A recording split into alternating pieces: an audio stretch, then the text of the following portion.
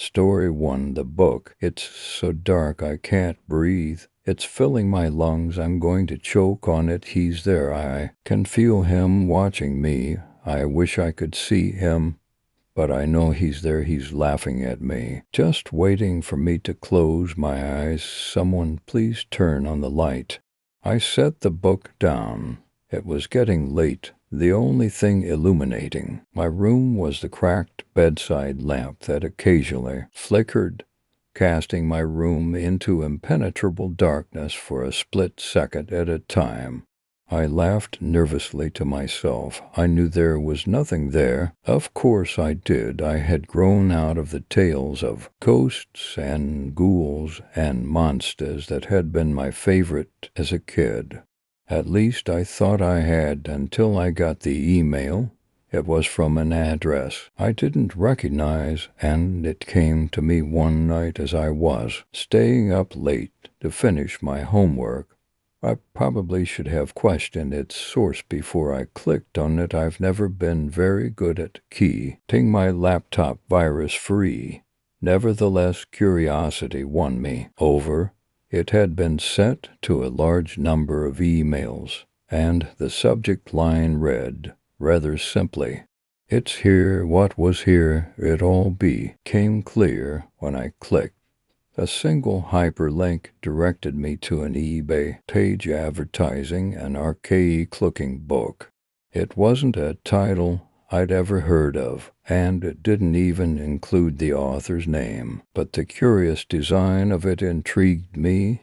It was on sale for a single penny. Someone's obviously keen to get it sold, I thought to myself.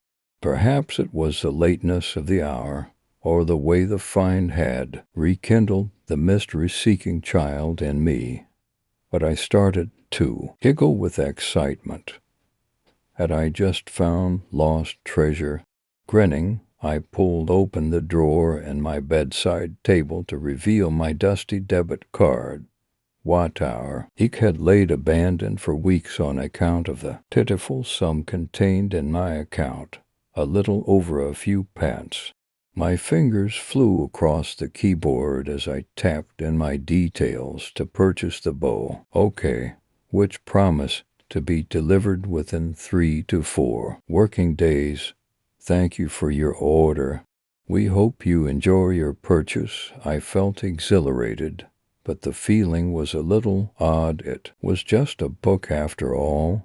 Yet as I sat there, the clock ticking, 3 a.m., I couldn't help but feel sick with anticipation. The days passed slowly after that. I found it difficult to get the book off my mind, and I couldn't sleep at night as if I were a small child, with Christmas just around the corner. It finally came on Thursday, 5 days after I had received the email. My mom had taken it, probably suspect IOUs about what it was, as I rarely ordered anything for myself. But I was 17, and she was being a nosy bitch. I wasted no time in snatching it from her grip, yelling something over my shoulder about how she should mind her own business. She shouted something back, but I had already slammed my bedroom door, eager to finally get my hands on the book. The package was plain, wrapped in brown pap, with my address scrawled sloppily across the front. I flipped it and scratched at the tape holding it together. Even when my fingers started to bleed after days of nervous nail-biting, I didn't stop, and after what felt like hours, the brown tape gave way, and the book tumbled to the floor, landing with a heavy thud. I gingerly picked it up and sat on my bed. It was bound in some sort of animal skin that looked like leather but felt softer and smelt somewhat revolting. It wasn't a strong smell, but it was distinctive and certainly wasn't leather. Opening the book after the long wait felt somehow daunting, and I was hesitant. The sound of my mom weeping softly in the kitchen snapped me out of my daze. and I suddenly felt disgusted at myself for giving her a hard time. I placed the book in my drawer and looked in the mirror at my pale reflection. Tyron, I hand through my greasy hair and sigh, the lack of sleep showing in the dark purple circles under my sunken eye. As, exiting my room, I saw my mum sitting with her back to me, her head buried in her hands, her shoulder blades rising and falling irregularly to the tune of her cry. I slumped towards her, my move meant slow and heavy, as if I was physically weighed down by my guilt. Reaching her, I placed my hand on her back and muttered an apology.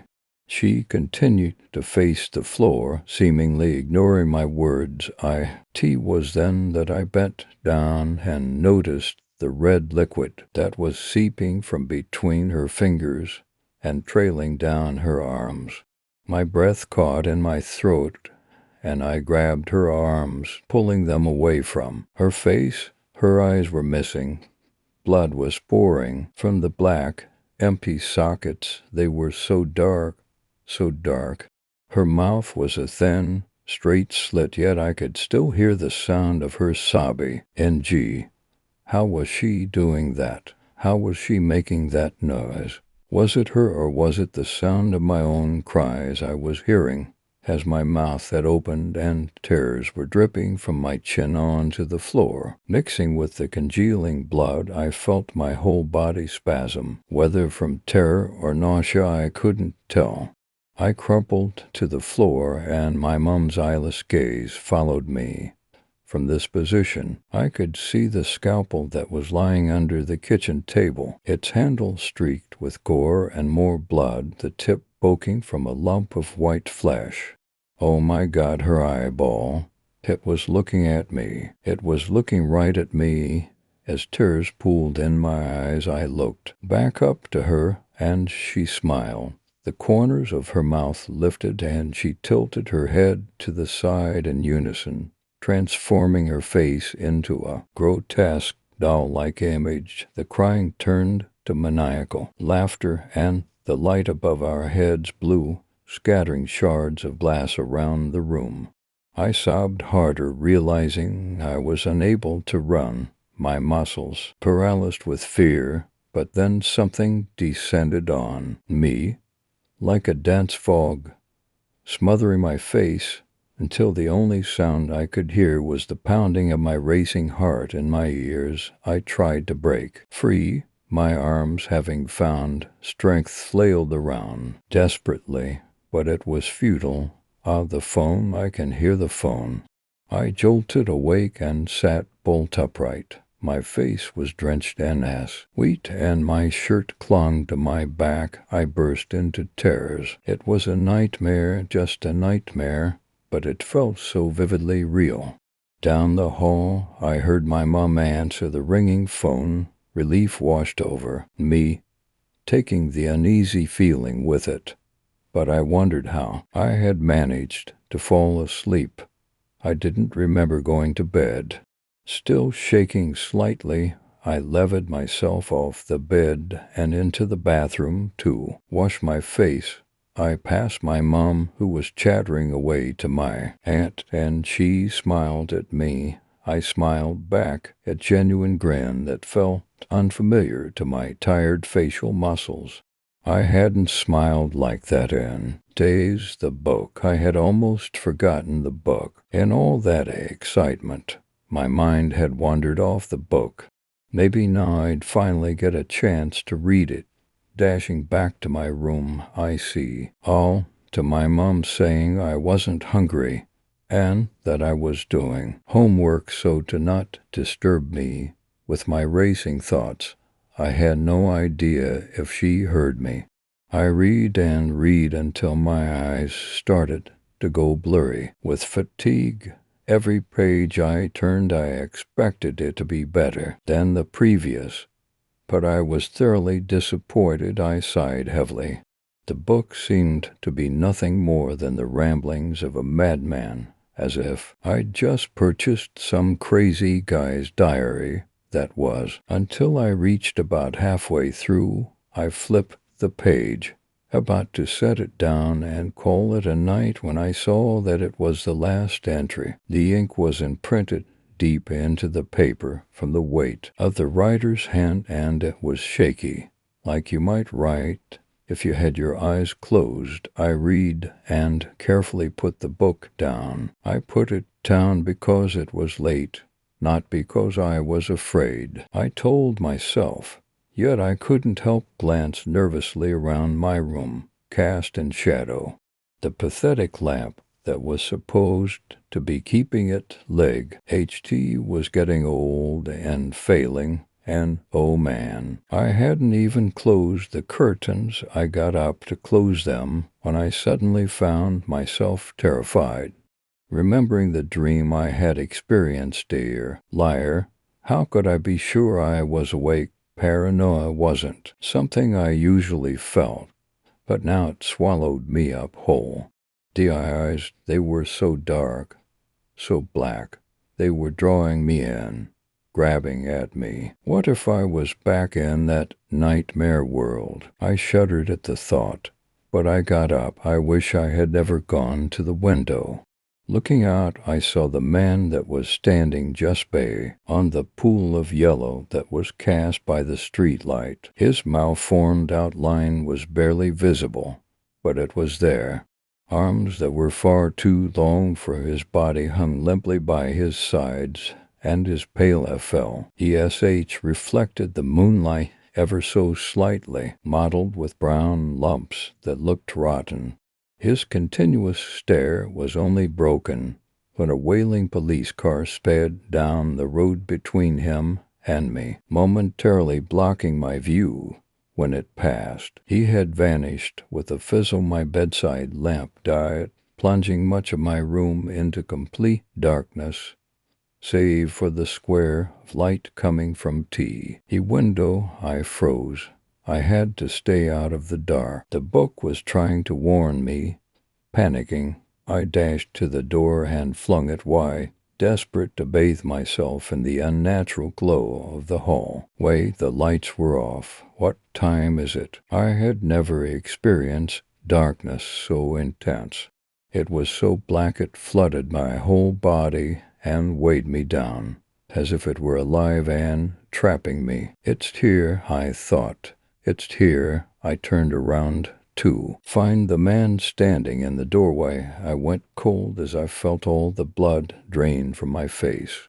Even in the near pitch black I could see E. Washington's hideous, gangrenous flesh dripped from his frame. The stench was unbearable. I recognized the smell from the book cover.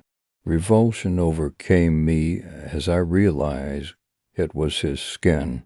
Nausea overpowered me as I bent over and deposited what was left of my lunch at his feet. I could have sworn I heard him laugh, the same maniacal laugh that had emitted from my mother's mouth. Don't close your eyes, I whispered to myself. Don't let him inside you. Just when it was becoming excruciating to keep my eyes open, and I was sure he was about to descend on me, the light above my head abruptly flickered to life and he vanished. I turned to see my mum, looking extremely concerned. I was twitching, and my bloodshot eyes, with tears splashing from them, looked desperately at her. A puddle of vomit at my feet. Nightmares, I whimpered. I turned around and shut my bedroom door gently. I logged on to my eBay account. I put up a photo and I got rid of it. But I still get the nightmares, and I never, ever turned the light off. Story 2. The Arcade. When I was in high school, my girlfriend and I would go to the mall a lot. It wasn't something I enjoyed very much, but it made her happy, so I didn't complain. Every time we went, she would make us get our pictures taken in those photo booth things. You know, the ones where you put into quarters or whatever and get a strip of picture stock in and print it off. It was kind of a ritual. She kept the best one from each visit in her locker. One time we went, and the booth was taped off. I guess someone thought it would be fun, and why to use it to take nude pictures of himself and then leave the strip in the booth. The parents of the little girl who went in next were not amused, and the mall was going to be taking it out. I think that's an overreaction, but expected nowadays.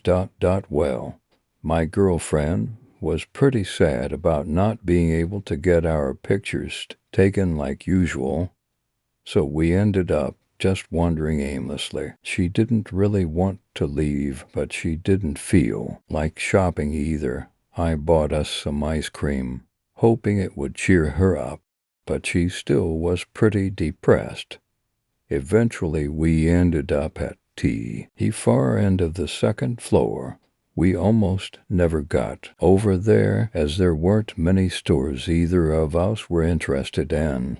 But today we did. I noticed that there was an arcade there, and that got me thinking they tend to have a photo booth in them. I didn't want to say anything about that to avoid getting my girlfriend's hopes up, but I managed to convince her to go in. It was noisy inside, but mostly just from the games. There were only a few other kids inside, and the owner sitting at a small desk watching some sports game on TV. We walked around the place, and Dee didn't see a booth. Saddened a bit, I suggested that we go, and she started to say that she agreed when her sentence drifted off. I looked where she was looking, and tucked back in a corner there Washington's a machine that said instantly developed photos, taking over one of the games. We nearly ran over to it, but were disheartened to find that it too was taped off. My girlfriend was really Dee now, and suggested that we leave the mall now. I hated seeing her like this, and I thought to myself, you know what?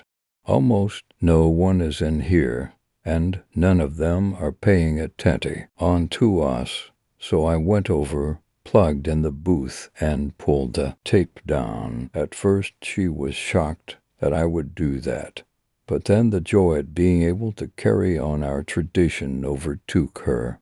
One thing Hat was incredibly obvious about this booth was that it was much older than the one that we usually went to. It was beaten up, didn't have a touch screen menu, and only cost 10 cents a strip. We decided to do a double strip, since it would still be cheaper than one of our normal ones we put into dimes, and then it took our pictures. When the last one was done, we looked and saw that there wasn't a slot for them to be printed on the inside. It was odd, but I guess back when this thing was made they didn't think to have them print on the inside. So we got out and looked at the sides of the booth and found the pictures. There wasn't much light inside the arcade, so my girlfriend picked them up, and we were walking outside to see them better when we realized own thing there was no sound anymore. All the games were running, but it was like someone hit the mute button on all of them. It creeped my girlfriend out, and I'll admit I was unnerved as well. So we walked towards the exit a little faster, but we couldn't find it. Every corner we took just led us to another row of arcade games with flashing lights and no sound. Now we were panicking, but I managed to be rational enough to figure out that if I climbed on top of one of the machines, I would be able to get a view of the room. I went over to one and asked my girlfriend to give me a little support as I climbed it. I got on top and saw that somehow we had gone further into the arcade. The exit was on the other side. I told her, and she calmed down a bit. Washington's trying to get down from the game when I thought something brushed my hand. I screamed and fell. My girlfriend tried to catch me, but I just knocked her into the machine and fell onto the floor I was. It hurt badly, and I got up to tell her I was sorry. When I turned to look at her, I saw she was staring at the screen and shaking. I walked over beside her and saw that it no longer was showing the menu, no, flashing an old-fashioned arcade game. Letters was the message player to has no more lives. I told her that I must have started a game when I climbed up, but she shook her head no and whispered, "Look around." Every game was flashing the same words that really freaked us out. So we started running in the direction of the exit. We went around turns and turns of games, and it seemed we had been running far too long to have covered less distance than is contained in a shop in a mall. But now we could see it. 7 rows of games ahead, rising above them all, was the exit sign. We stopped for a moment when we saw it, relieved and catching our breath. Then my girlfriend screamed. She spun around to look behind her and screamed that something had just touched her hair. We looked around but saw nothing. No one was near us, but there was something worse in the presence of someone else. The screens now all showed the words "Player 1 has no more lives." That was it. We were sprinting faster than we ever had before, running towards the exit sign. We just had to get around 3 more rows, and we would be out of the arcade. And then we saw something that brought us to a halt. There was someone standing at one of the games. He was one of the kids we had seen earlier when we came in. I recognized the clothes, even though I hadn't paid much attention to him before. He was just standing there, playing a game. After the shock of seeing someone else had passed, I thought I should call out to him, "Hey, dude, my girlfriend grabbed my arm and shushed me. "Don't," she whispered harshly in my ear. "Why not? What's the matter? Something doesn't feel right. Let's just keep going." We were almost out, so we walked past him, hugging the other side of the row of games. Something seemed wrong with him in the glow of the lights. I stopped walking and just looked at him. My girlfriend begged me to keep going, but I had to figure out what was wrong. I took a few steps closer, and it hit me. His hands were on the controls. The game was playing, but he wasn't moving at all. I walked closer and closer. All the while my girlfriend was crying and begging for me to go back to her. I got to him, touched him on the shoulder, and shivered from how freezing cold he was. I asked if he was okay, and walked beside him to get a look at his face. His throat was slit, and his skin was paper white. I screamed so loud and so intensely that I hurt my voice. I turned back to my girlfriend and started to run to her when I saw that someone holding a hand over her mouth and a knife to her throat. I couldn't see the face, but the figure's hands looked like a man's. I shouted at him, "Let her go." The response was a laugh, deep and gurgling. I tried to lunge at him to get the knife away from her throat, but I wasn't fast enough.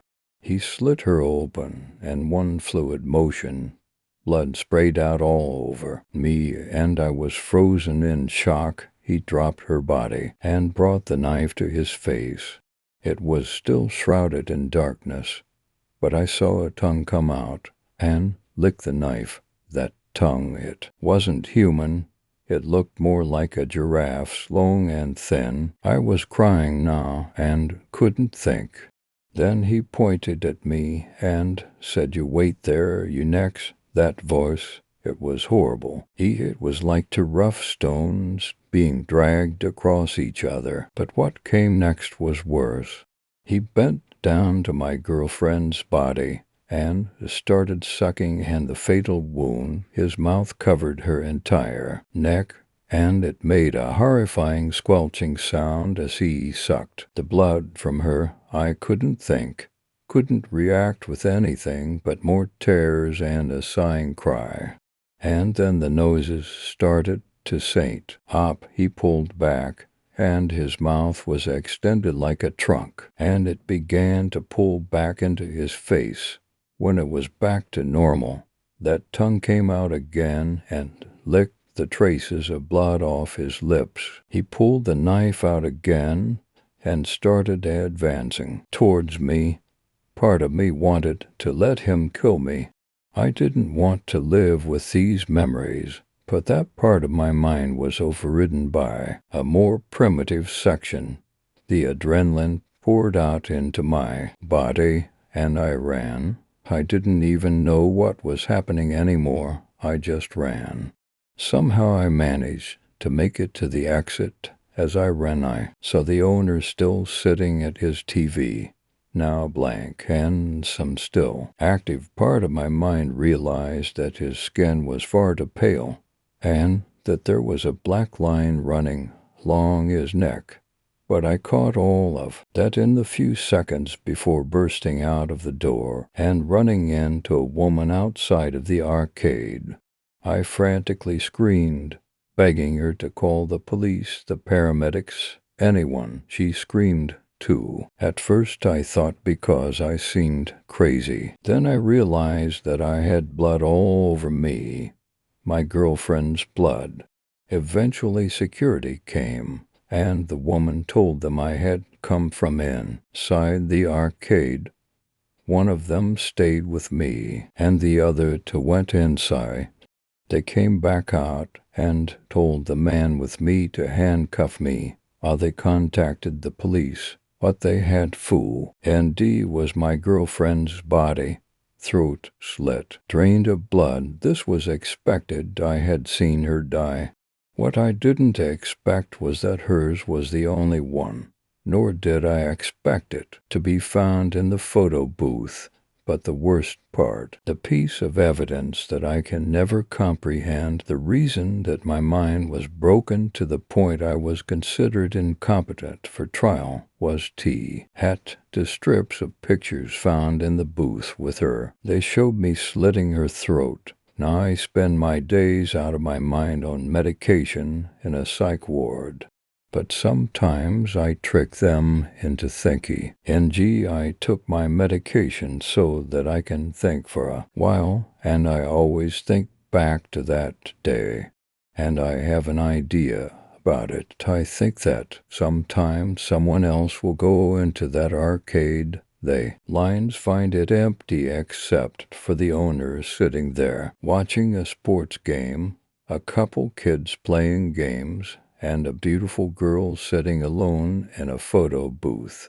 And I wonder, will this person ever leave the arcade? Story 3. Ultimathe Fortapsgel. My name is Fortapsgel.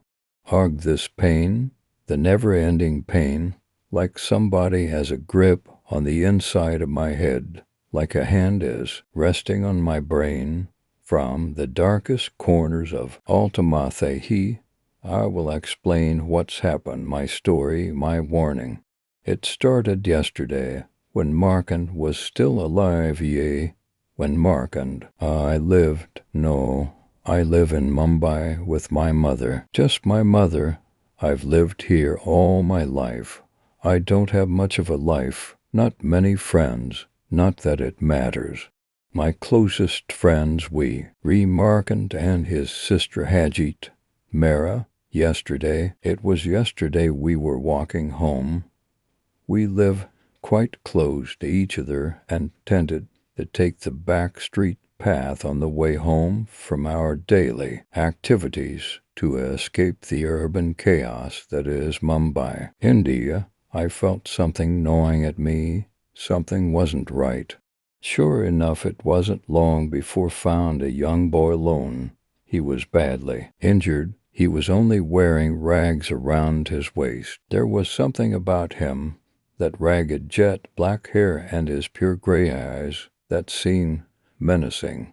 But that's not what caught our attention. The massive scars, an open wound across his chest was what unsettled us. Markin was the first to run over to the blood-covered boy to try and help him up, only met with resistance from the kid. I remember Hajit crying, covering her mouth when we caught sight of his ribs poking out of the flesh wound. We all knew we had to get help soon if this boy was to live. But as Markin tried to pick the boy up, the child grabbed his collar and pulled himself up to Markin's face. He had a sense of authority in the way he spoke to Markin. He spoke with the voice of a man. He warned us of a danger, an evil. He told us he had limited time, that his name was Sven Holland, that he had been traveling through space and time for centuries to escape an evil, escape the shadows of Ram Ultimathe. I thought this kid was crazy, but something about his brief tale was believable. No natural animal could inflict those wounds he had. Markin, clearly not wanting to waste precious time this kid had left, went to pick Sven Holland up and take him somewhere for medical treatment.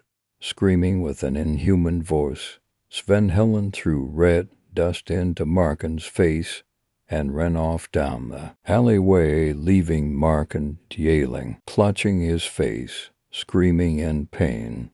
I made a dash for the kid, who was running faster than any of us could have thought. The air started heating up. Within a matter of seconds, the air around me started to burn. Everything became distorted, and my legs just gave way. I fell hard. My head felt as if a train had hit it. I felt disoriented by the time I came to my senses and looked up. Sven Holland had disappeared where he had been 20 seconds ago. By the time I made it back to the sleighway where I had left the Maris siblings, Hajit had sat Markin up by the alley wall. His face was completely burned. I don't know what that boy threw into his face, but it must have been toxic. I helped Hajit carry Markin home. His eyes were red and blood was leaking down his cheeks. I was worried. Something was definitely wrong with Markin. He had fallen in and out of consciousness several times on the journey home. Mr. Esmera sent me away as soon as we got to their house. She didn't even give us time to explain what happened. I didn't know what Hajit was going to say to her mother, but the trot probably would only cause disbelief. They'll never forget the worrying I had as I walked home. Everything passed so quickly I couldn't think right. Everything was a blur until that night. A sharp noise woke me up. I checked my clock. It was 1 in the morning. Who the hell rings at this time in the morning? I thought as I got up to answer the phone. Just in the corner of my eye, swear I saw someone outside moving, ignoring it because we lived on the 3rd floor of an apartment. I answered the phone. 4 tapped. I winced as I recognized the loud voice shouting at me. Hajit, what is it? Is Markin all right? I reply, a silence on the other end of the phone, which felt like a lifetime before Hajit had the courage to say anything. It is Markin. 4 tap. Could you please come over? I don't know what to do. Something is seriously wrong with Markin, and Mother is just using herbal remedies, saying Prajapati will look over him. Markin has asked for you a few times. I know I tease late, but please. 4 tapped. I don't think he's going to make it to the morning. Speechless, I only felt shock and concern for my lifetime friend. It was only a burn. How could he possibly be dying? No, it couldn't be that bad. It just couldn't. I told myself, I'll be as soon as I can, I said quickly, and hung up. I sat there, going over different possibilities, different excuses. This Sven Holland had a lot to answer for. I hoped there, and then his wound had killed him by now. It was 5 minutes later. I jumped out my window and climbed down the drain pipe about the 3-story house, down into the streets below. Then, in darkness, I started making my way to the Mara residence. I took a few shortcuts along the way, wanting to get there as soon as I could. The familiar buzz of people could be heard in the distance. Even at 1 in the morning, people still had business to attend to, it seemed. But above all the noise of the city, I could hear whispers as I walked down the isolated side streets and paths. I could see shadows moving quickly, whispering. Fear slowly crept into me as I could faintly make out what they were saying. Mark, and they got louder as my heart started racing. In the corner of my eye I could see shadows moving towards me, but no matter how fast I whipped my head to face them, they were gone. Panting, I sprinted, not wanting to face the terrors that had spooked me. The voices spoke louder as I ran. Markand, Altamathe, death, Randomastov. A few pots nearby were flung off the wooden tables they sat on, and stalls would snap and crack as if under pressure. Not stopping, I sprinted in sheer panic for what seemed like a lifetime. I could only feel my blood rushing and felt as if something was chasing me, getting closer and close. With each pace I sprinted, I was relieved when I finally got to Markin's house. It was a small single-story shack in a crowded slum district of the city. Slamming on the door, I screamed, "Hajit, please let me in." Am being followed, Hajit. A glass cup was flung by my left ear. I screamed and covered my ears just as Hajit opened the door. She gave a shriek and stared angrily at me. Ford tapped. "What the hell is wrong with you?" she yelled. I just ran inside and slammed the door shut. I tried to explain to her, but I could see she dismissed it as natural fear of the dark. "Come, take a look at Mark," and she gestured for me to go into the main room. There on the couch was Markin. His eyes were wide open, and black fluid was oozing out of them.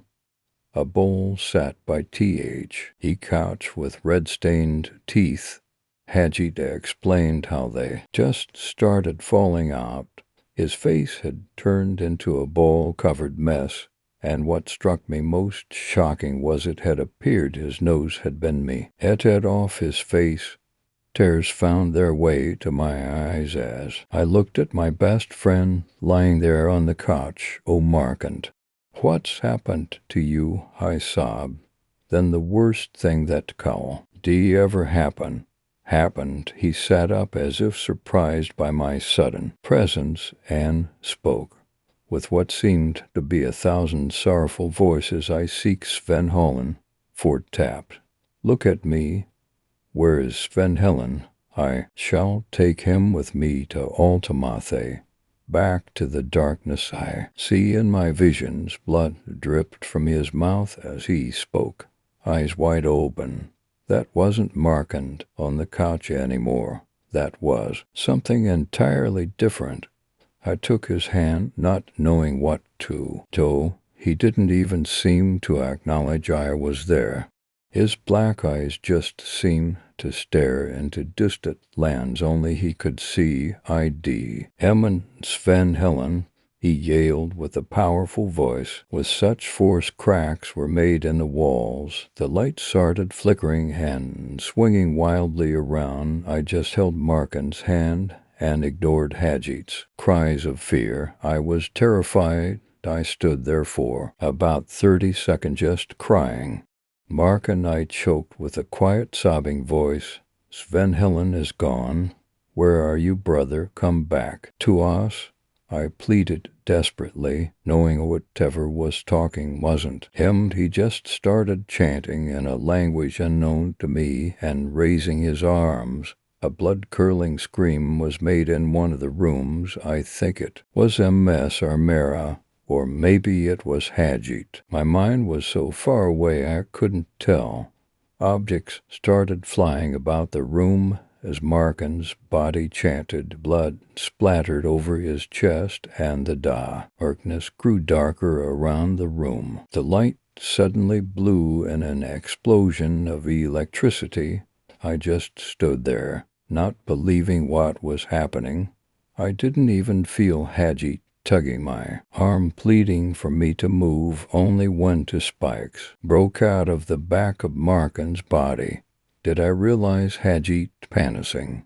Unable to look at Mark and turn into some deformed monster, I turned away. It was hard to see anything. It was like a whirlwind was in the house. Plates, knives, paper, cushions all flying around the house, moved by some unnatural force.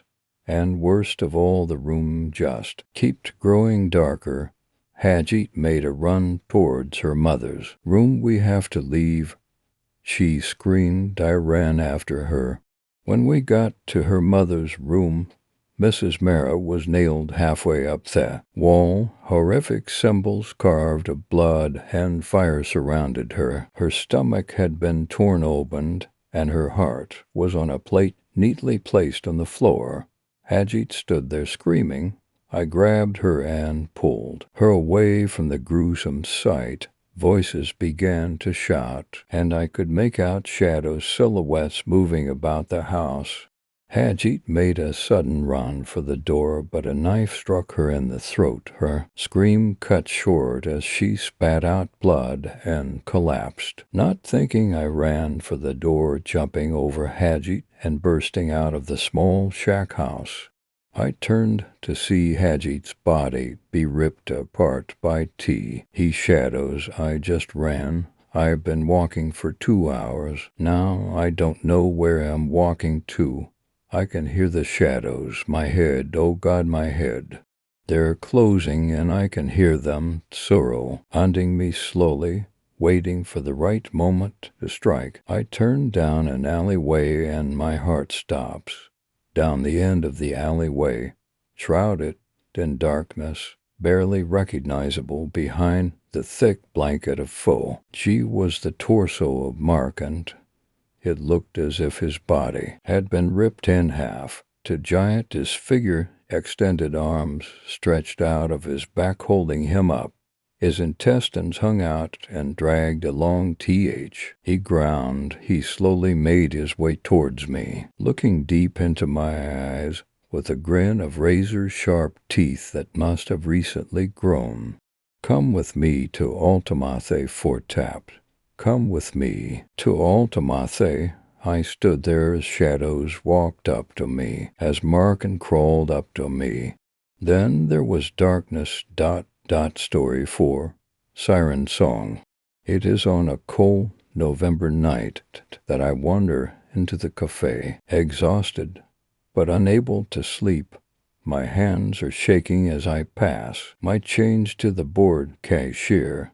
Of course, I manage to fumble about half of it on the floor. My face burning, I bend to pick it up as I am crouched on the floor. Gathering my spilled coins, I turn, and she is there. My hand bumps hers as I stare, mesmerized, into her eyes. The first thing that strikes me is her beauty, her flashing green eyes, so vibrant against the dark flame of her hair, her lips full and red against her pale skin. So pale is the second thing, and cold like ice. Poor circulation, she explains, incorrectly guessing the reason for my shock. It gets so bad in the winter. I continue to gape, and she smiles. Standing up gracefully, eyes dancing. She is tall, almost my height, and slender, quite fragile looking. She gestures toward the counter and asks me if she can buy me my coffee and if I have time to stay and chat. I say yes to both, cheeks still flaming, and excuse myself to grab us a table. Finding one near the electric fireplace, I settle in and stare at the chipped tabletop until a laugh snaps me back to reality. Sitting down, she slides my cup to me and asks me my name. Matt, I reply. Pretty generic guy name. What's yours? Another laugh. I'm Clara. Nice to meet you, Matt. I chance a look up at her, and her eyes catch mine. I could sway. I see her smirk. But when I try to speak, to ask what's so funny, she leans closer, and the words die in my throat. What brings you here tonight? She asks, and her voice is like bells pulling me in. Suddenly, I am falling, sinking into a mist of green, and there is nothing else, nothing but her eyes and her voice, filling my head like a dream. I can feel something wrong, something off about white consciousness, an uncomfortable wriggling sensation, something that doesn't belong, the shock, the feeling of violation so profound, I whimper aloud, and in that instant, I am myself again. Something wrong, Matt? Clara asks, amusement plain in her voice. I am embarrassed again, this time beyond belief. My insomnia must have caused me to micro-nap while sitting right here at the table. I feel groggy and can hardly keep my eyes open as I mutter an excuse before fleeing the coffee shop. Her laughter follows me out, tinkling in my ears like wind chimes. At home, I flop into my bed, ready for the tossing and turning that is my nightly routine. Instead, the girl, Clara, fills my mind, her voice whispering unintelligibly, and I fall asleep within 5 minutes. My dreams are full of her, everywhere, her eyes staring out at me from fathomless darkness, glittering though there is no light, her hair a curtain around me, dragging me into icy waters like a net, her pale her hands grasping my arms, tearing into me, fingers sharp like knives. I wake tangled in my sweat-soaked sheets, gasping for breath. The light in the room blinds me, and turning towards the clock with growing dread, I see that it is precisely 3 p.m.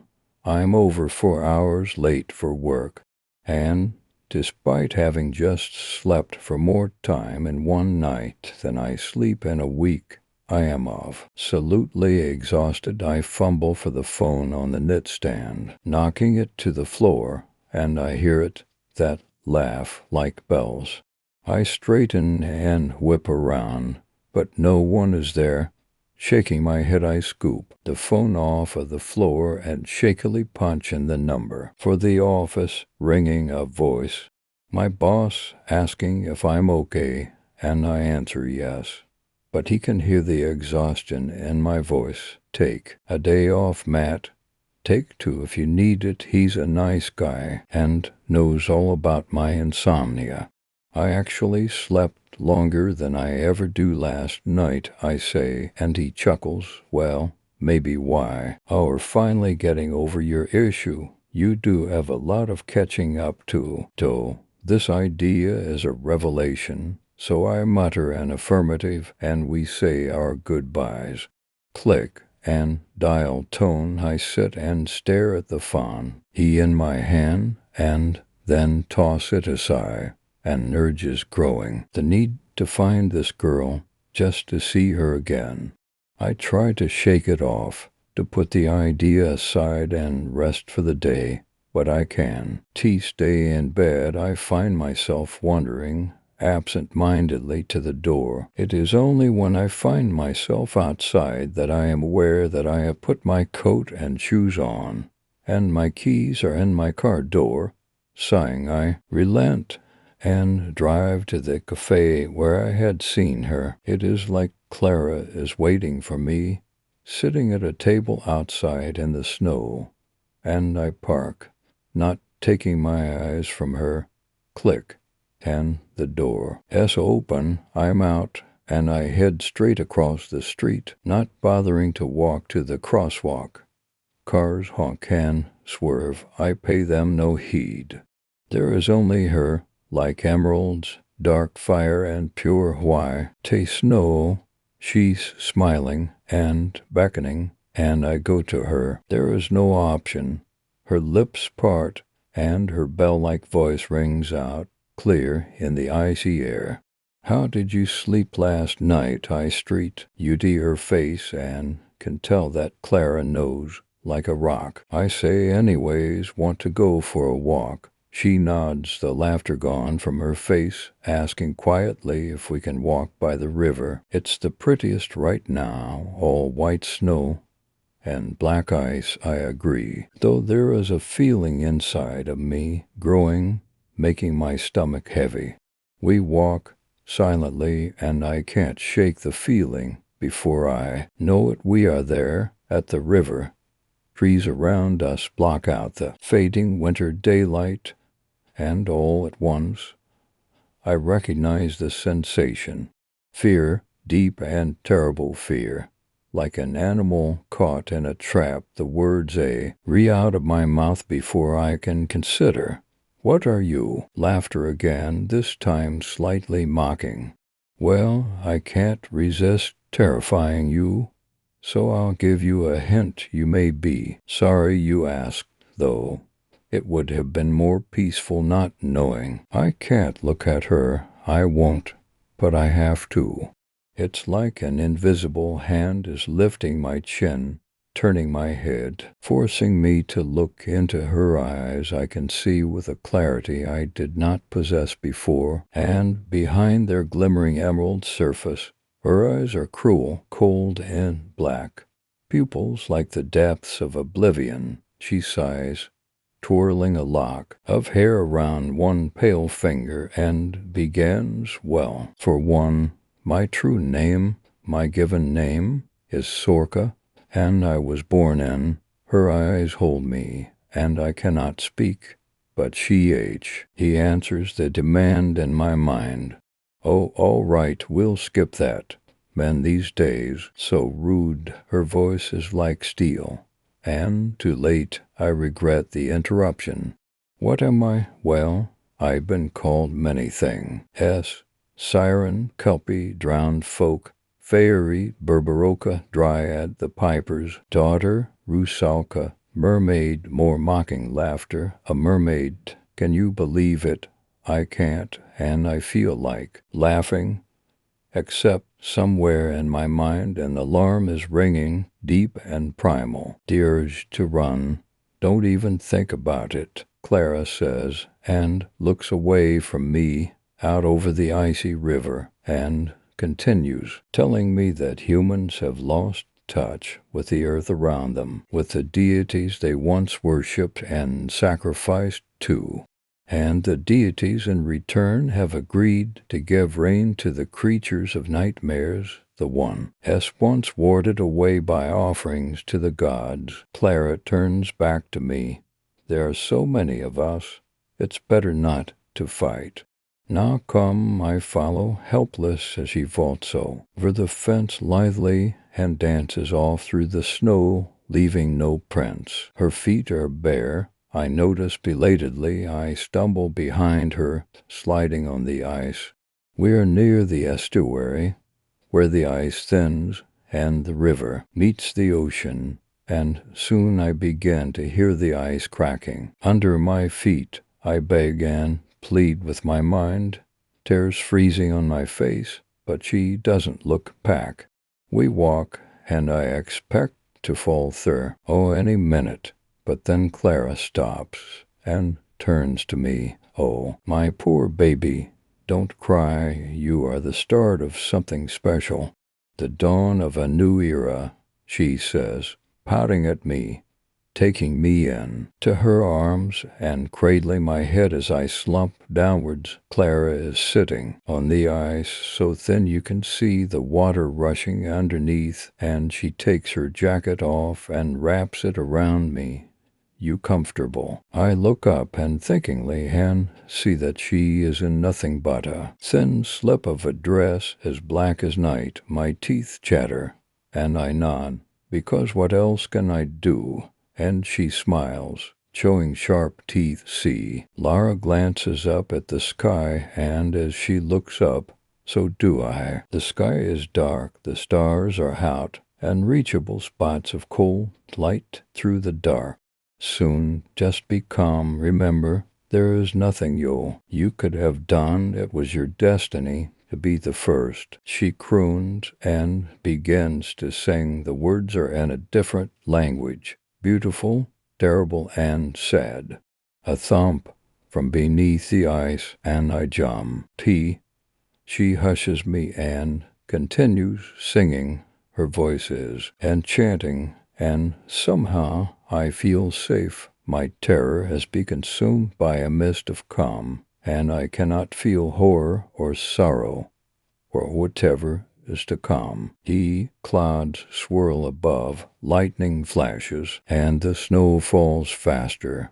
The ice breaks beneath me, and I plunge into the water, the frigid shock jerking me suddenly back to myself. Face, gasping for the air to scream, but my scream is cut short. She is there, standing before me on the ice, and her smile has vanished.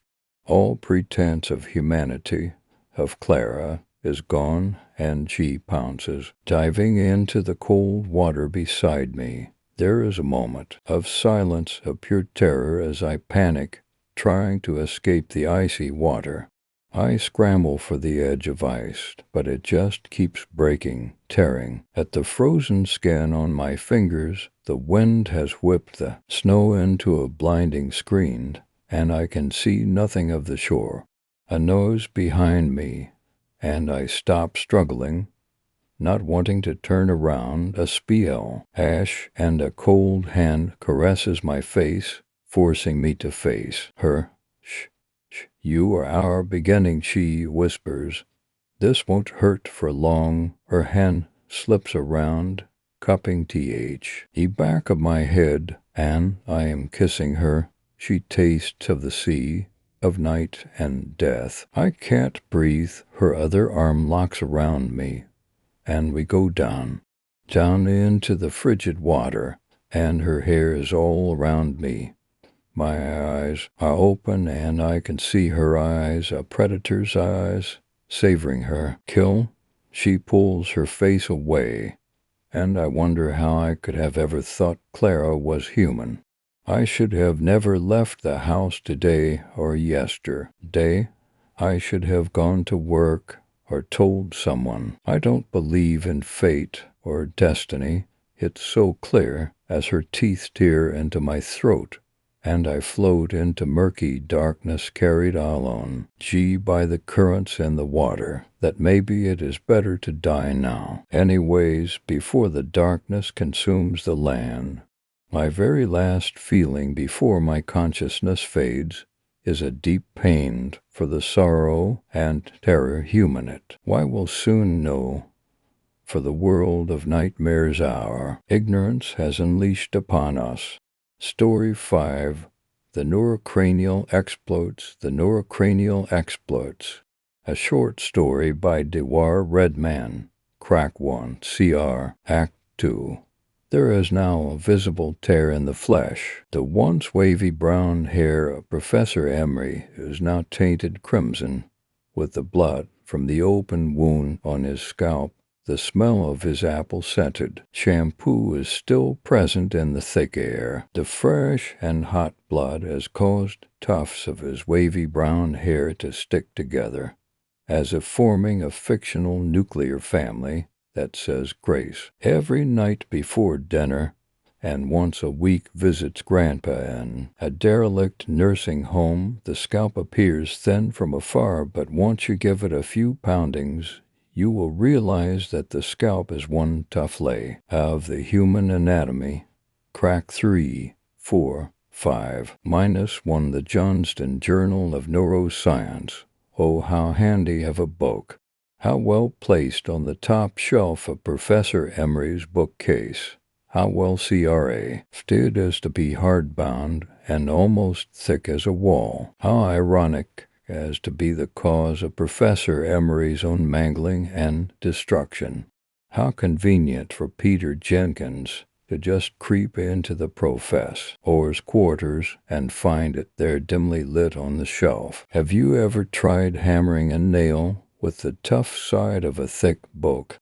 If you haven't already observed, the book can also be a hammer, a blunt object with the potential to cause serious trauma too. The human skull is the demented half-brother of your everyday reading material, the book. Peter Jenkins is an underachieving no-good, no-worth factory chew, an out quality pass student of the barely average human generator at his Spielman Lincoln High School. His grades are in no way spectacular. He is a member of the school's origami CL. UB, fucking pussy twat he is, but he is what this tale is all about. He can fold you a paper crane, paper roses, paper candelabras, and paper fucking anything. Great fucking ass to his parents for raising a 15-year-old whose only known contribution to the society is his fucking pointless origami. Minutes earlier, before the 2 strikes that caused the debauchery of Professor Emery's scalp, Peter Jenkins was just casually strolling down the hallway of Spielman Lincoln High School. A thick scent hung round the atmosphere as if the sense of a tragedy was about to be set into motion. The school had been built in the early 1900s and still carries its old-timey feel that geezers would nod in favor for. The walls were newly repainted beige, but cracks of the previous red layers still show. Peter Jenkins did not find such an upheaval comfortable, being the little sensitive flit he is. Peter took the stairs that led to the 2nd floor of the school. It was a shit set of St. Airs. The steps were all creaking and vandalized. A huge dick was carved on one of the steps. The school was probably too busy painting their walls beige to even clean up the vandalism that maybe little girls would see and ask their parents about. Beige is the color of pretense, of trying to be elegant, when the fanciest possessions you'll ever have are an automatic lawnmower and a Starbucks CKS planner, a color of desperation, and it fits the mood of Spielman Lincoln High. The time was 7:15 in the evening, and most of the teachers had finished grading the recent tests and reports. On the 2nd floor of the school stood the quarters of one very unfortunate Professor Emery. Peter had just arrived on that said floor. The memory was still fresh in Peter's head of how he had been embarrassed by Professor Rudolph Emery in biology class a week ago for not knowing the basic parts of the brain. Peter still remembers how the entire class laughed at him for not knowing the difference between the amygdala and the prefrontal cortex. Everything was going through his head in slow motion. Professor Emery was a tall demon, and he laughed and laughed with the whole class. Professor Emery laughed deeply and slowly as a demon would, in slow motion, like a scene from a film. He still remembers how on that day, that exact moment, when everything was a slow haze, when the class was pointing and laughing at his stupidity, he remembers how something inside of him snapped, how Peter Jenkins vowed to exact revenge on the very man that had shamed him in front of his PRS, how he stormed out of the room, cursed Professor Emery, and screamed at the sky Oh, how the clouds had gone darker that day. Oh, how he wished that Professor Rudolph Amory, the psych teacher, were more like his twin brother, Professor Maximus Amory, a humble man. He was the head math teacher, and Peter admired him so much. Having learned his first origami lesson from him, Washington, as Peter's beacon of hope in such a desolate world. And now, through with reminiscing, Peter paced onward to Professor Rudolph Amory's room on the very corner of the hall. He saw 10 small steps from what he craved the most ever since the shame of last week. He felt the deep green carpet brush against his black leather shoes. 9, 8, 7, 6, 5, 4, 3. He paused for a while as he counted the remaining steps, and he drew a breath. 2, 1. He is now before the door, and on it was engraved R. Amory, head professor of science. Peter rubbed his shoes on the car, or pet the way a trained house dog would before returning home with a dead bird in its mouth. This is it, he thought. His shaky hand slowly reached for the doorknob. It was a faded bronze knob, and he turned it, ever so silent as to not make a single sound. Although he had passed not a single teacher on his way upstairs, he still made sure to be stealthy and quiet for what he was about to do. The door had not creaked when he pushed on it. A strand of warm yellow light flowed outside. Peter squeezed his slender body in through the doorway, careful to not make a sound. The first thing he saw was the Johnston Journal of Neuroscience, because the bookshelf was only a meter away from him, and it was perfect how a crack of light fell on it, distinguishing it from the other books. He snuck to get it like a thief in the night, and he felt its velvety green cover with his fingers. He turned his head around, and there it was. There he was. Professor Amory was asleep on his desk wire, a pen in his hand, a little lamp to illuminate him. In the eerily dim room, the thought of killing Professor Amory and devouring his brain occurred to Peter in the toilet the day after his shaming in class. While he lay in bed days ago, he was reading a book about ancient Mayan traditions. He came across a story that said ancient Mayan ate the brains of rival so that it would add to their knowledge. That alone convinced Peter that he would kill and eat Professor Amory's brains, maybe snack on his fingernails just for fun. With the Johnston Journal of Neuroscience in hand, Peter calmly walked over to the desk where Professor Amory lay. He watched him first, like a lion stalking the zebra, like an obese person eyeing the last piece of buffalo wing. He smelled the professor's neck, like a snake licks the same air its prey, breathes like Ron Jeremy sniffs a cut before devouring it.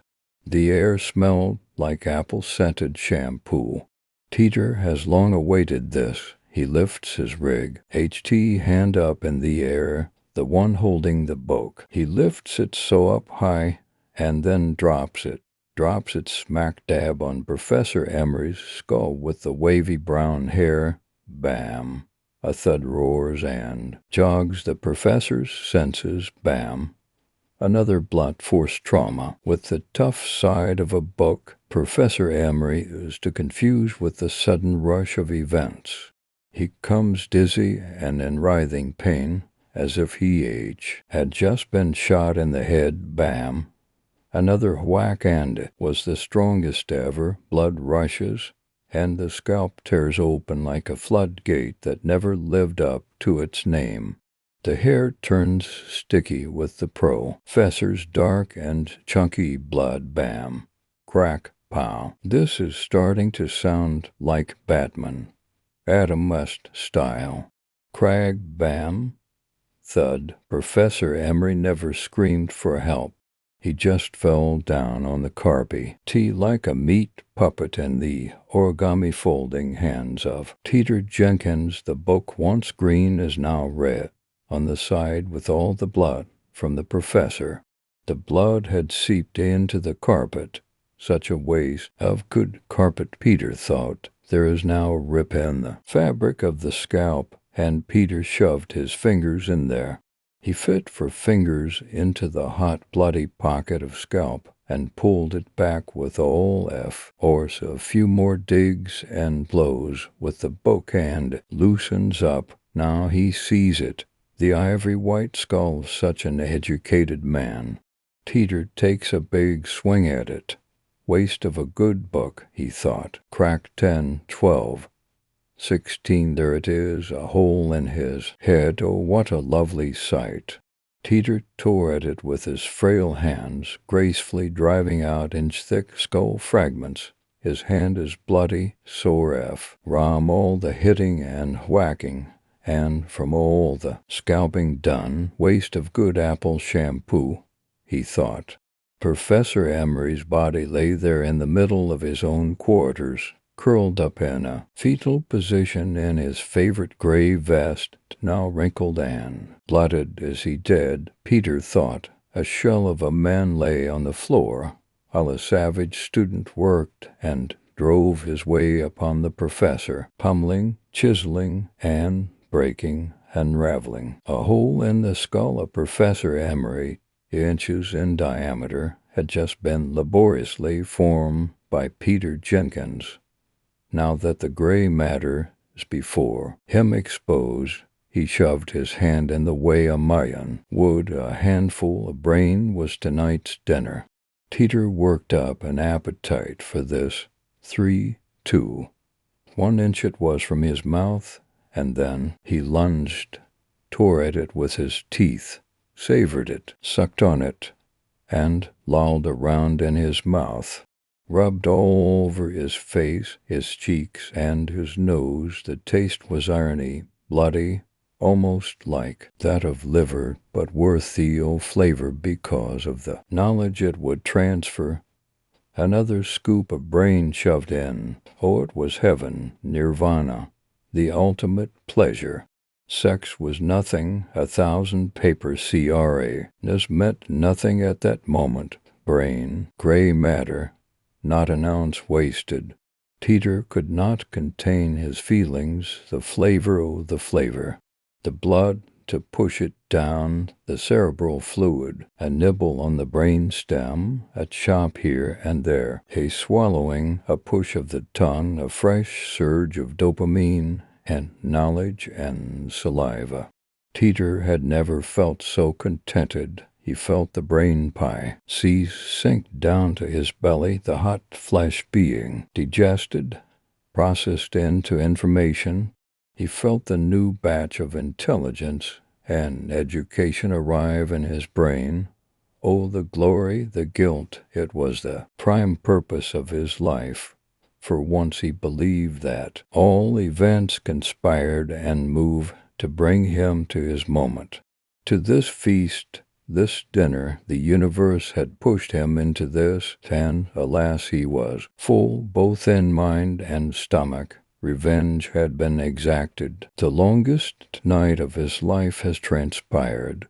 Teeter Jenkins fell to slumber, and with a satisfied smile on his face, the door swung wide open, and walked a man petrified by fear, just back from a weekend vacation, was Professor Rudolph Emery, and he stood there in regret of how he had tasked his own twin brother, Professor Maximus Emery, to stay for the weekend and finish checking his biology exam results for him. Crack 1, crack 2. There is now a visible tear in the flesh. The once wavy brown hair of Professor Emery is how tainted crimson with the blood from the open wound on his scalp. The smell of his apple-scented shampoo is still present in the thick air. The fresh and hot blood has caused tufts of his wavy brown hair stick together.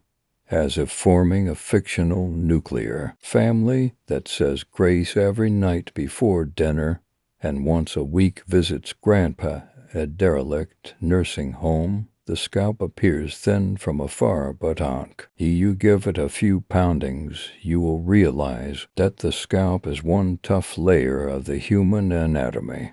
Crack 3, 4, 5, 6, the Johnston Journal of Neuroscience. Oh, how handy of a book. How well placed on the top shelf of Professor Emery's bookcase. How well crafted as to be hardbound and almost thick as a wall. How ironic as to be the cause of Professor Emery's own mangling and destruction. How convenient for Peter Jenkins to just creep into the professor's quarters and find it there dimly lit on the shelf. Have you ever tried hammering a nail with the tough side of a thick book? If you haven't already observed, the book can also be a hammer, a blunt object with the potential to cause serious trauma to the human skull is the demented half-brother of your everyday reading material. The book, Peter Jenkins, is an underachieving no-good, no-worth, factory churn-out, quality pass student of the barely average human generator that is Spielman Lincoln High School. Is Gra. They are in no way spectacular. He is a member of the school's origami club. Fucking posse twat he is. But he is what this tale is all about. He can fold you a crane, paper roses, paper candelabras, and paper fucking. Anything. Great fucking ass to his parents for raising a 15-year-old whose only known contribution to the society is his fucking pointless origami. In Utes earlier before the 2 strikes that caused the debauchery of Professor Emery's scalp, Peter Jenkins was just casually strolling down the hallway of Spielman Lincoln High School. A thick scent hung round the atmosphere as if the sense of a tragedy was about to be set into motion. The school had been built in the early 1900s and still carries its old-timey feel that geezers would nod in favor for. The walls were newly repainted beige, but cracks of the previous red layers still show. Peter Jenkins did not find such an upheaval comfortable, being the little sensitive flit he is. Peter took the stairs that led to the second floor of the school. It was a shit set of stairs. The steps were all creaking and vandalized. A huge dick was carved on one of the steps. The school was probably too busy painting their walls beige to even clean up the vandalism that maybe little girls would see and ask their parents about. Beige is the color of pretense, of trying to be elegant, when the fanciest possessions you'll ever have are an automatic lawnmower and a Starbucks planner, a color of desperation, and it fits the mood of Spielman Lincoln High. The time was 7:15 in the evening, and most of the teachers had finished grading the recent tests and reports. On the second floor of the school stood the quarters of one very unfortunate Professor Emery. Peter had just arrived on that said floor. The memory was still fresh in Peter's head of how he had been embarrassed by Professor Rudolph Emery in biology class a week ago for not knowing the basic parts of the brain. Peter still remembers how the entire class laughed at him for not knowing the difference between the amygdala and the prefrontal cortex. Everything was going through his head in slow motion. Professor Emery was a tall demon, and he laughed with the whole class. Professor Emery laughed deeply and slowly, as a demon would. In slow motion, like a scene from a film. He still remembers how on that day, that exact moment when everything was a slow haze, when the class was pointing and laughing at his stupidity, he remembers how something inside of him snapped. How Peter Jenkins vowed to exact revenge on the very man that had chained him in front of his peers. How he stormed out of the room, cursed Professor Emery, and screamed at the sky. Oh, how the clouds had go any darker that day. Oh, how he wished that Professor Rudolph Emery, the science teacher, were more like his twin brother, Professor Maximus Emery. A humble man, he was the head math teacher, and Peter Adme read him so much. Having learned his first origami lesson from him, he was Peter's beacon of hope in such a desolate world. And now, through with reminiscing, Peter paced onward to Professor Rudolph Emery's room on the very corner of the hall. He sought 10 small steps from what he craved the most ever since the shame of last week. He felt the deep green carpet brush against his black leather shoes. 9, 8, 7, 6, 5, 4, 3. He paused for a while as he counted the remaining steps, and he drew a breath. 2, 1. He is now before the door, and on it was engraved R. Emery, head professor of science. Peter rubbed his shoes on the carpet the way a trained house dog would before returning home with a dead bird in its mouth. This is it, he thought. His shaky hand slowly reached for the doorknob. It was a faded bronze knob, and he turned it, ever so silent as to not make a single sound.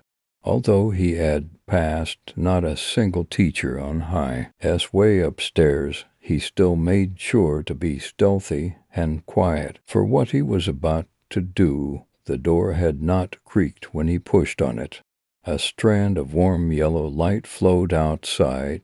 Peter squeezed his slender body in through the doorway, careful to not make a sound. The first thing he saw was the Johnston Journal of Neuroscience, because the bookshelf was only a meter away from him, and it was perfect how a crack of light fell on it, distinguishing it from the other books. He snuck to get it like a thief in the night, and he felt its velvety green cover with his fingers. He turned his head around, and there it was. There he was. Professor Emery was asleep on his desk with a pen in his hand, a little lamp to illuminate him in the eerily dim room. The thought of killing Professor Emery and devouring his brain occurred to Peter in the toilet the day after his shaming in class. While he lay in bed days ago, he was reading a book about ancient Mayan traditions. He came across a story that said ancient Mayans ate the brains of rivals so that it would add to their knowledge. That alone convinced Peter that he would kill and eat Professor Emery's brains, maybe snack on his fingernails just for fun. With the Johnston Journal of Neuroscience in hand, Peter calmly walked over to the desk where Professor Emery lay. He watched him first, like a lion stalking the zebra, like an obese pea eyeing the last piece of buffalo wing. He smelled the prof's neck, like a snake licks the same air its prey breathes, like Ron Jeremy sniffs a cunt before devouring it. The air smelled like apple-scented shampoo. Peter has long awaited this. He lifts his right hand up in the air, the one holding the book. He lifts it so up high and then drops it smack dab on Professor Emery's skull with the wavy brown hair. Bam! A thud roars and jogs the professor's senses. Bam! Another blunt force trauma with the tough side of a book. Professor Emery is to confuse the sudden rush of events. He comes dizzy and in writhing pain, as if he had just been shot in the head. Bam! Another whack, and it was the strongest ever. Blood rushes, and the scalp tears open like a floodgate that never lived up to its name. The hair turns sticky with the professor's dark and chunky blood. Bam! Crack! Pow! This is starting to sound like Batman. Adam West style.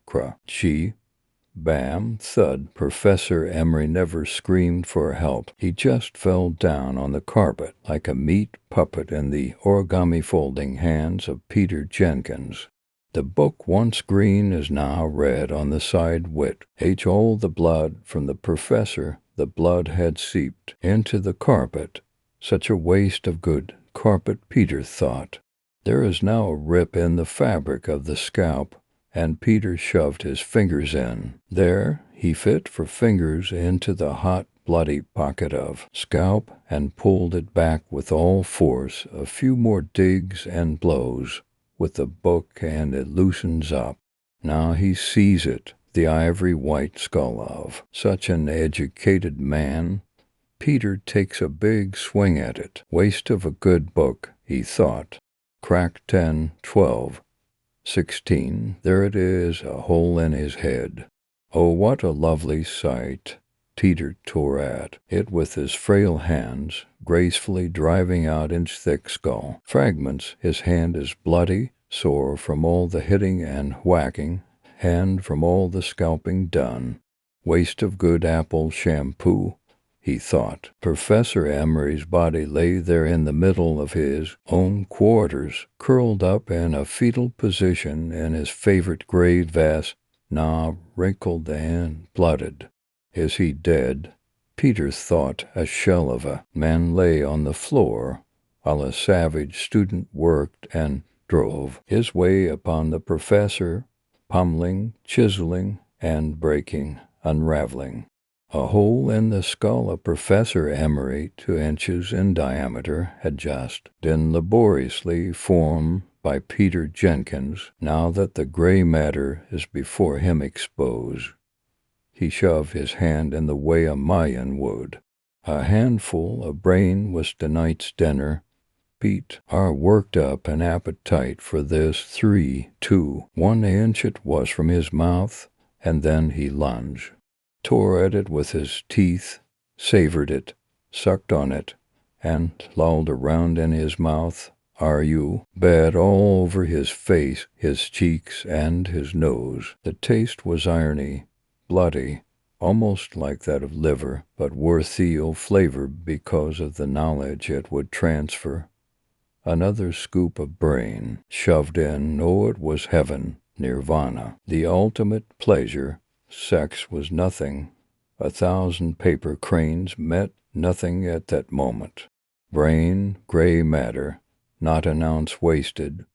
Peter could contain his feelings, the flavor, oh, the flavor, the blood to push it down, the cerebral fluid, and nibble on the brain stem. A chomp here and there, a swallowing, a push of the tongue, a fresh surge of dopamine, and knowledge and saliva. Peter had never felt so contented. He felt the brain pieces sink down to his belly, the hot flesh being digested, processed into information. He felt the new batch of intelligence and education arrive in his brain. Oh, the glory, the guilt, it was the prime purpose of his life. For once he believed that all events conspired and moved bring him to his moment, to this feast, this dinner. The universe had pushed him into this, and, alas, he was full, both in mind and stomach. Revenge had been exacted. The longest night of his life has transpired. Peter Jenkins fell to slumber, and with a satisfied smile on his face, the door swung wide open, and in walked a man petrified by fear. Just back from a weekend vacation was Professor Rudolph Emery, and he stood there in regret of how he had tasked his own twin brother, Professor Maximus Emery, his stave for the weekend and finished checking his biology exam results for him. Story 6. December the 11th, 2012. I need to write this down. I woke up in panic early this morning. A dream. It was only a dream, but it seemed so real. The earth shaking, a loud roar, It's all blurry in my mind now. I sat on my bed. My alarm clock didn't show anything. I got up and tried to open the lights. Nothing. A blackout, I guessed. I took my cell phone from my dresser. It showed 3:33. I went to the bathroom to drink a glass of water. My face was covered in sweat, and I hadn't even realized by then. I drank the water, went back to bed, and I almost fell asleep immediately. It was already bright outside when I woke up. I looked at my alarm clock. It was blinking. I totally forgot with last night's blackout my alarm wouldn't ring this morning. I quickly got up and looked at my cell phone for the time. It was 10:28. I was supposed to be at work at 8. I quickly grabbed some clothes and hurried to the kitchen. I opened the TV as I was looking for food. I inserted bread in the toaster, and the television caught my attention. The news were talking about an earthquake in Iceland of 87 on the Richter scale. It was felt up to here in Montreal near 3:30 in the morning. Was it that who woke me up? This may be why my dream felt so real. Maybe it wasn't a dream after all. But that roar, what was it? The toaster ejecting my toast. Whoa. Came me up from my daydreaming. I grabbed the toast as I noticed a blinking light on my answering machine.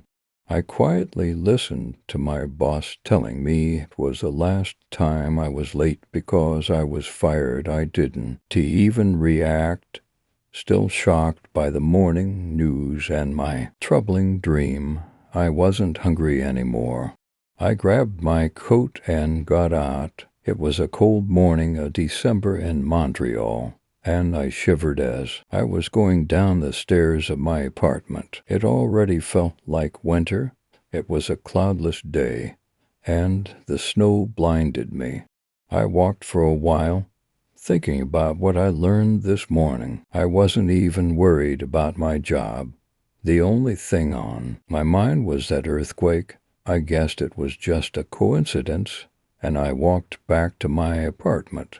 The rest of the day went by normally. I sat in my living room, watching TV all day. December the 12th, 2012. Once again I woke up brutally during the night.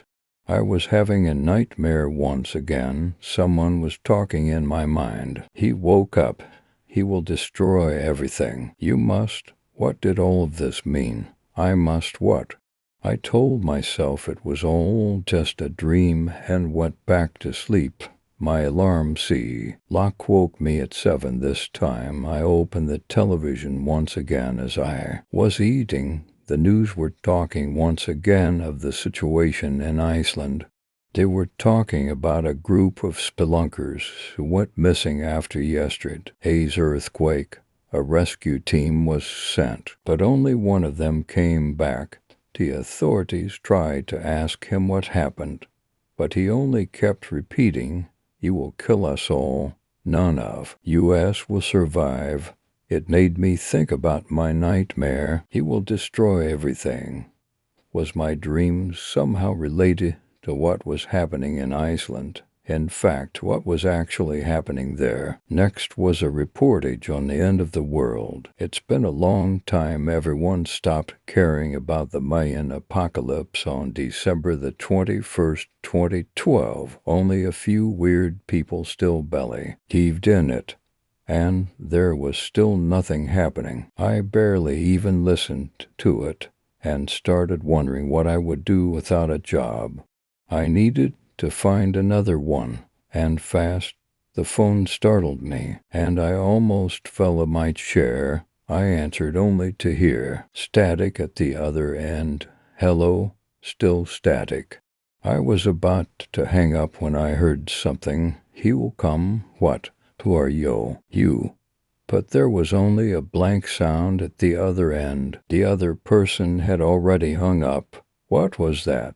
This whole story was starting to scare me. my dreams, what was happening in Iceland. This phone call, what was happening as I am writing this. I still don't know what is happening.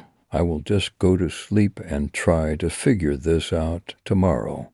December the 14th, 2012. I had a nightmare once again. I didn't write anything last evening because I was too shocked how to explain this. Iceland suck. I know. It just seems crazy. Another earthquake of 107 on the Richter scale shook Iceland. Yesterday near noon and completely sunk the island beneath the ocean. Nobody understands how such a powerful earthquake could have ever happened. And the weirdest part of all this is the last message the world got from Iceland. It's a small audio clip where we can barely hear anything because of static, which was sent minutes before the earthquake. It simply says, "He roars in the nig. HT. He will come for all of you." Like I said, I had another nightmare last night. Voices in my head. Once again. He already started. Look what he did. He won't rest until he will. He'll have destroyed everything. You must warn everybody, or he will destroy you all. But it's just a dream, or is it? I don't know what to think anymore. These dreams just am so real, and they just stick so much to what was happening in Iceland. An earthquake also shook the whole Australian island this morning. I started thinking about that Mayan apocalypse thing. What if it was happening right now? I'm going paranoid. I need to sleep. December the 15th, 2012. What is happening to me? Am I going crazy? I woke up for this morning. I was standing up in the hallway and my fingers were bleeding. It took me a few seconds to realize where I was. I must have been sleepwalking. Then I saw my wall. I had scratched it with my fingers, which explained why they were bleeding. It was written, "He is getting more powerful. Soon he will be able to sink continents." What did that mean? How did I write this in my sleep? I couldn't fall back to SLEP after this. I was just lying in my bed, thinking about all this. Suddenly I felt the ground shaking. An earthquake. It was already 6 in the morning. I got up and opened the television to know what was happening. I couldn't believe what I saw. Australia suffered the same fate than Iceland. An earthquake of 112 sunk the whole island and caused a tsunami big enough to destroy New Zealand and all the surrounding islands once again. One last message was received from Australia minutes before the earthquake. His roar is horrible. You can't stop him. What are they talking about? A roar? The last message of Iceland talked about a roar too, and the spelunker did too. And that dream I made a few days ago, I heard a roar in it. What is happening? Is something causing those earthquakes? Is that what my dreams are talking about? I don't know what to think. December the 17th, 2012. The situation got worse. Earthquakes started occurring in South America yesterday. Everybody feared the worst, and it happened. All of South America, including a small part of Mexico, sunk, and the tsunami that followed destroyed the Caribbean, the south coast of the United States like Florida and Louisiana, and what was left of small islands in the Pacific that weren't wiped at the same time as Australia. Once again, reports of roars came from almost every country in South America. Minutes before the last earthquake, everybody is panicking now. Churches call everyone to redemption. The illuminated, who were talking about the apocalypse on December the 21st, are starting to be taken seriously. This is not natural. Something horrible is behind all this. I know it. and something is trying to tell me in my dreams. What do they want from me? December the 19th, 2012. Everything is so clear now, the Mayans knew. I had another dream last night. They explained me.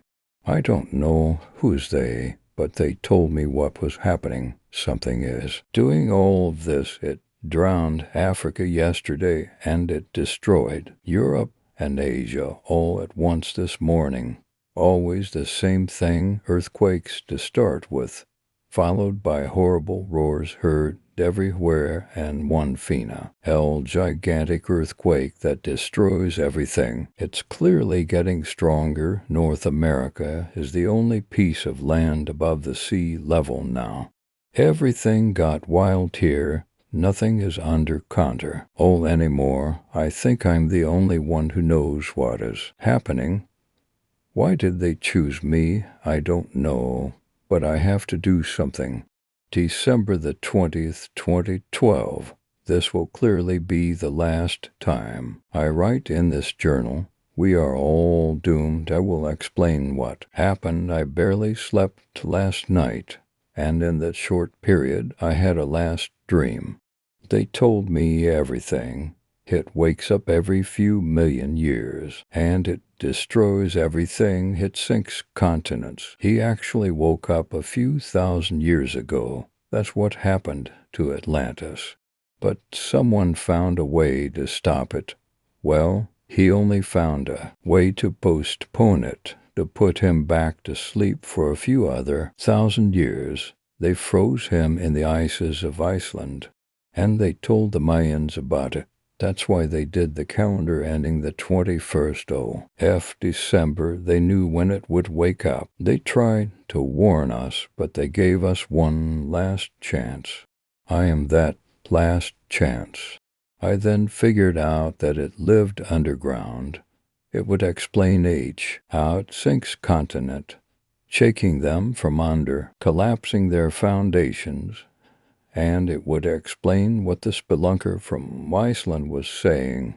They probably encountered it while trying to rescue the Earth. I heard of a very large cave in the north of Montreal. It's said to go very deep underground. I am at the entrance of this cave. I will go in. I do not know what I will do or what I will find, but I have to try something. The earthquakes started this morning. We are next, except it, if I can stop him. The psychiatrist finished reading the small journal. His latest patient was stressing him out. He was brought to him 2 weeks ago, in the last week of November. He had locked himself up in his apartment until his family finally decided to call the police to force the door. His apartment was a mess, and they found him in fetal position in a corner of the living room, a journal next to him, the same journal the doc tore just read. He was diagnosed with schizophrenia. He was hearing voices in his head. Once again today he tried forcing through the door of his cell, screaming that he would come for them, and that he had to stop him. The doctor feared nothing could be done for him. Today he brought back the journal of his patient home, planning to read it, but fell asleep before he woke up in the middle of the night, victim of nightmares, and decided to read the journal. Even though the journal left him uneasy, it confirmed his diagnostic. The patient wrote about future events he was hearing, things that he thought were real, bringing him into madness. The doctor looked at his alarm clock. It showed 3:33. He remembered what he had just read and wondered what date they were. It struck him as the ground began to shake. They were December the 11th, 2012. Story 7. Brand's box. It was always a treat for the 3 living children when they got to visit Grand's house. Grand's house as big, with plenty of rooms for hide and seek, and a pond in the garden filled with fish and frogs for the Levines, who crammed together in a 4-bedroom apartment.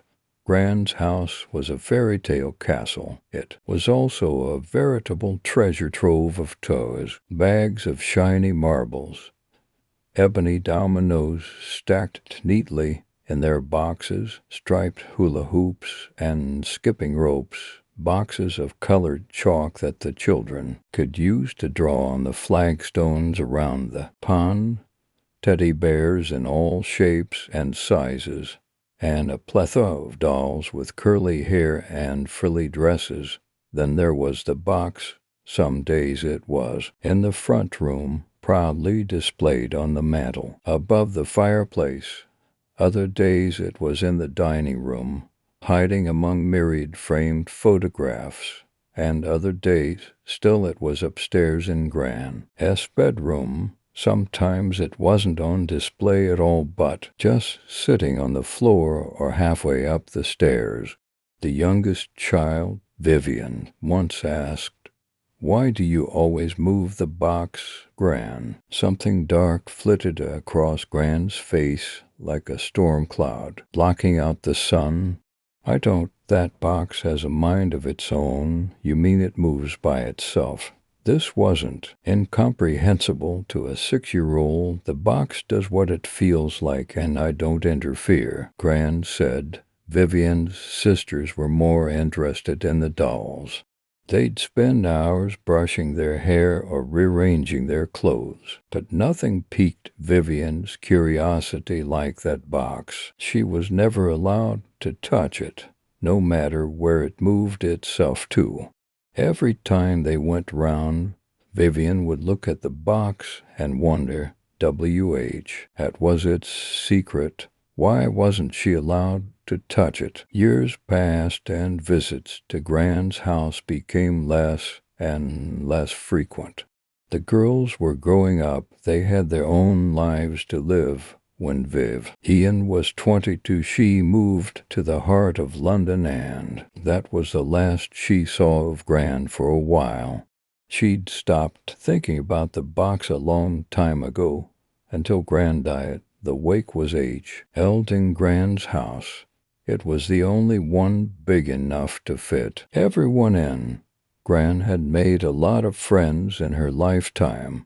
Vivian felt a sharp pang in her chest when she stepped over the threshold. It had been years since she'd been in this house, yet everything looked the same, older, perhaps more faded, but still igniting the potent memories of childhood.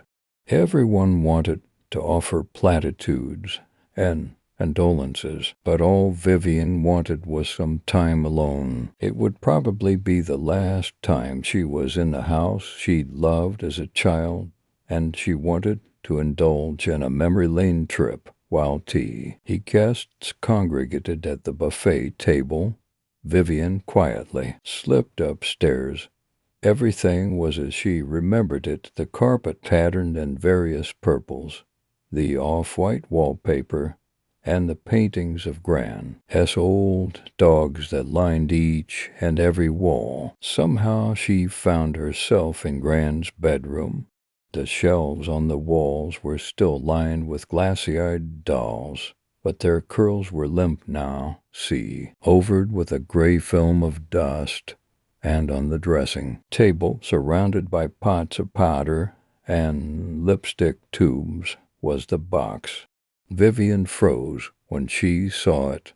All her childhood curiosity came flooding back. Gran's mysterious box that no one had ever been allowed to touch. Looking at it now, Vivian didn't even know it had fascinated her. It was a plain wooden box, 13 by 6 inches, brass catch fastened by a padlock. It was nothing pretty, nothing special, but Vivian could swear it was calling to her. It wasn't a voice as such, more like a tugging sensation, as if invisible hands were trying to pull her towards it. She took a tentative step forwards and picked up the box. Suddenly she felt 6 years old again, breaking Gran's most stringent rule. She half expected Gran to come into the room and start scolding her, but Gran wasn't here anymore. Vivian made up her mind there and then she was taking the box. She slipped it into her handbag and didn't think about it again until she got home. It was 10 o'clock by the time Vivian arrived back in London. Her flat was located above a butcher's on the corner.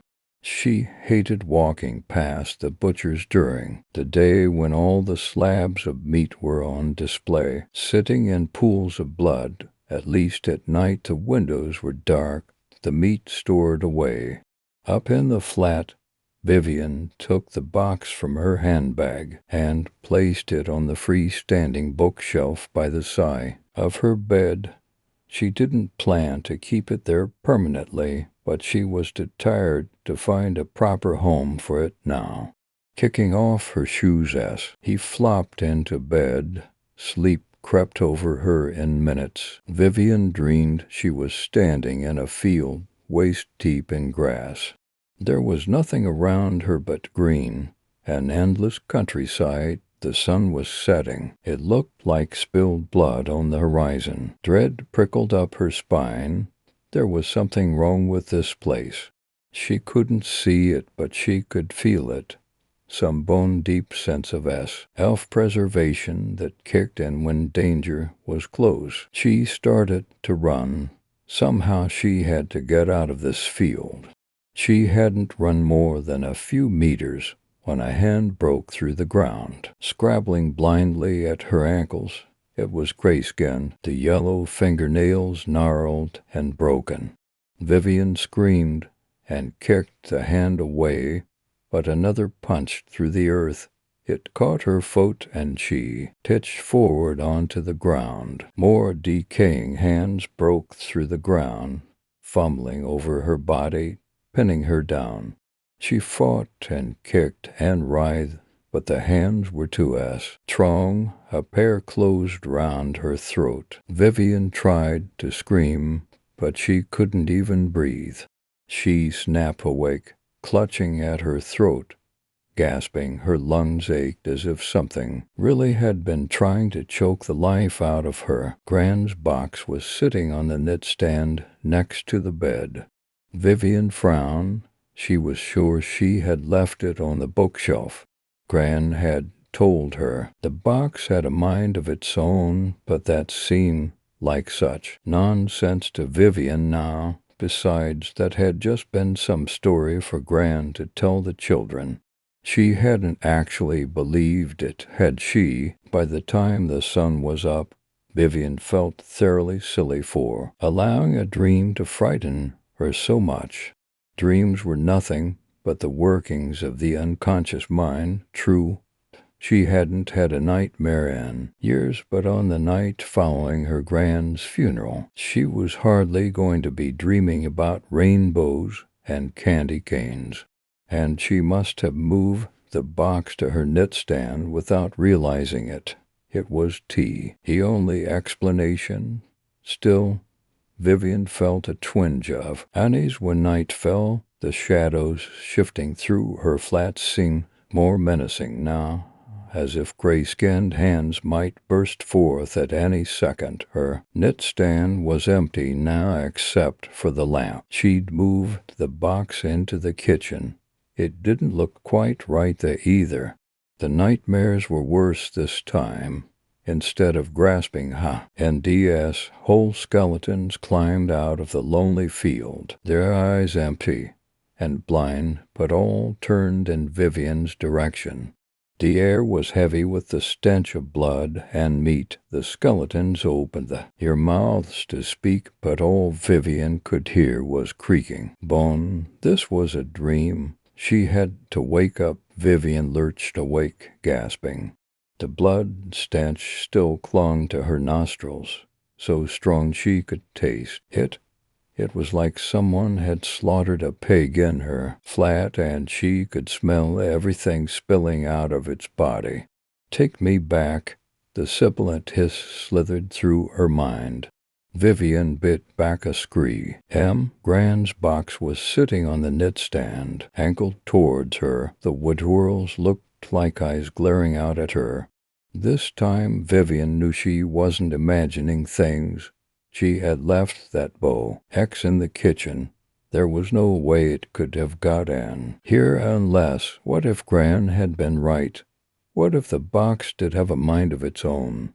All those years Vivian had visited Gran's home and been forbidden to touch the box. What if Gran had a good reason for keeping it away from people? The next morning Vivian took the box and threw it in the bin. It was silly to be frightened by a piece of wood, but every time she looked at it, she got the feeling there was something sinister lurking just at the corner of her vision. She was never fast enough to see it, but it was there, a presence. She hoped that with the box out of the house, that would be the last nightmare she'd have. But that third night, they were worse than ever. It was raining in the lonely field, fat, red blood drops falling from black clouds. The creaking sound of skeletons trying to talk scraped against Vivian's ears. In the distance she could see a house, and she started running tall. RDS it. As she drew nearer, she recognized the front door with the lion's head knocker and the flowers overflowing from their window boxes. It was Gran's house. "Take me back," the voice lashed the air, deeper and angrier than it had been the night before. "Take me back to my house." Vivian gasped and clutched her chest. It felt like something had just hit her with a baseball bat. She fell to her knees as her lungs constricted. There was a dead weight on her chest, like something was slowly suffocating her. When she opened her eyes, Gran's box was sitting on her chest. Vivian screamed and threw the box across the room. The lid rattled as it hit the floor, and that terrible voice came spilling out. "Take me back." Gran's house had been in the nightmare. That was where the box wanted to be. Vivian grabbed her car keys. She didn't want to touch the box and wrapped it in an old towel. As soon as she was in her car, the smell of blood and meat filled the air. Vivian opened all the windows, but it didn't make any difference. Gran's house was 3 hours away from London. That Vivian made it there in less than 2, violating every speeding law known to mankind. Gran's house stood dark and empty, the windows like sad eyes. When Vivian lifted the box from the back seat, it seemed to tremble in her hands, like it knew it was coming home. Ian didn't have a key, and the box wouldn't fit through the letterbox, but she couldn't explain that to it. So she did the only thing she could think of. She threw the box through the window. Amid the noise of shattering glass, she thought she heard a deeply satisfied sigh as the box thudded on the carpet. Vivian got in her car and drove away. She didn't look back. It was years before he was in the area again. Despite everything, she couldn't resist walking past Gran's house again. The flower boxes and the lion's head knocker were gone. The door had been painted red. Vivian's steps slowed as she tried to peer through the window. On a coffee table in the living room was the box. It didn't have a face, but Vivian sensed that it was deeply content. It was back where it belonged. Vivian never visited Gran's house again.